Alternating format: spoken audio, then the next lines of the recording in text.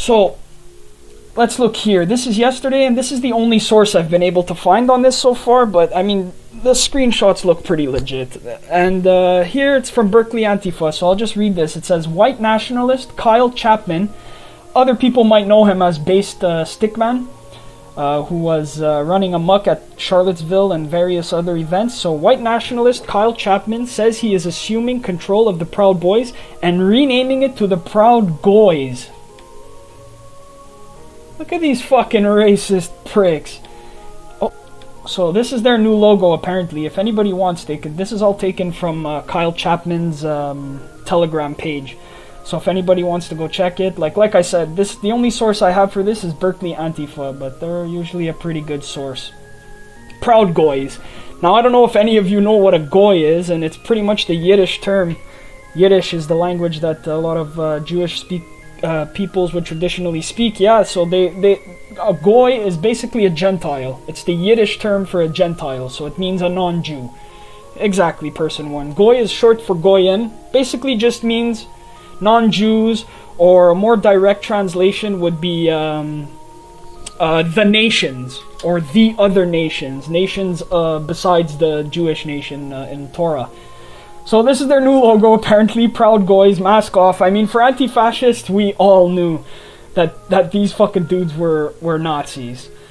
So this is no surprise to us, but it is important to look at, because we do need to look at these organizations that are using homosexual people, black people, other people of color, as they're tokenizing them, just so they could appear to the liberal media that they're not quite racist. They're not just quite racist. Look, we have a Cuban as our leader. Well, now it's mask off even for the liberals, and let's hope this is a lesson for future groups who try to hide under the radar. This is the statement from here. This is a Telegram page. Alt-Knights. Fucking LARPers, man. Holy shit. Alright, so I'll just read this. Proud Boy announcement. So, due to the recent failure of Proud Boy chairman Enrique Tarrio to conduct himself with honor and courage on the battlefield, I have decided to reassume my post as president of Proud Boys effective immediately. Our logo will forthwith be changed to reflect the core beliefs of Proud Boy members. Going forward, we will now be known as the Proud Goys. The coup is complete. The grifting leaders have been deposed. See, this is all shit we already knew. We already knew this as anti-fascists. We already knew this crap. But a lot of liberals didn't, and it's yeah, anyways, we'll get into that after. I'll continue reading this. We will no longer cuck to the left by appointing token Negroes as our leaders. We will no longer allow homosexuals or other undesirables into our ranks. Mask off, these motherfuckers. Mask off. We recognize that the West was built by the white race, no it wasn't, alone, and we owe nothing to any other race. Okay. You can keep living an isolationist lifestyle like that, but you're never going to be able to function in a multicultural society. Sorry, but these guys are dreaming. Proud Goy, let's continue. Proud Goy members will pay homage to the white men who gave their lives to build our civilization. What about the indigenous men and women who were killed by white men to give us our civilization? Let's continue. White men who proved their intellect, inventing the modern world, spreading enlightenment, and providing the framework for lesser civilizations to thrive. This is unbelievable. We acknowledge white intellect, as if humans don't have intellect, okay. We acknowledge white intellect and Faustian spirit. What is a Faustian spirit? Does anybody know in chat? I don't know what the fuck that is. The intangible quality that sets whites apart and brings us into the realm of the metaphysical. We will boldly address the issues of white genocide, fucking male side. The failures of multiculturalism. The only failure is that you fail to recognize that multiculturalism will bring down white supremacy. And it hurts. I know it hurts for the white supremacists. And the right of white men and women to have their own countries, where, as if they don't have those. I mean, worldwide colonization by European countries wasn't a thing, I guess. This ahistorical asshole. We will no longer stand by as whites are murdered in the streets because of the color of their skin. Look at this motherfucker. Like, 100% gaslighting. This is a gaslighting tactic. You're not a victim, and you're using a victim narrative to silence the voice of actual victims. Black people and indigenous people are getting killed in the streets. Poor people are being killed in the streets. Not you, Kyle Chapman. Based stickman. Fuck you. We honor our ancestors and warrior spirits.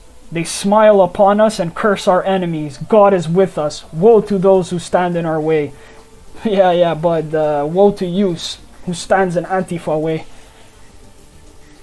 We are the Proud Boys. Deus Vult. Kyle Chapman, Proud Boys president. So, there you have it. Brand new Proud Boys logo. These fucking morons. That's it, person. They would call themselves Western chauvinists and shit like that, but they would never go as far as to like to say like Western chauvinists they'll say, but they would never say white man, you know. And now they do. Now they have said it. So mask off. Everybody knows. Blah blah blah. Poi goy. What a bunch of losers. Holy shit. But anyways, like I said before, this is the only source that I found for this. I've been looking for other stuff.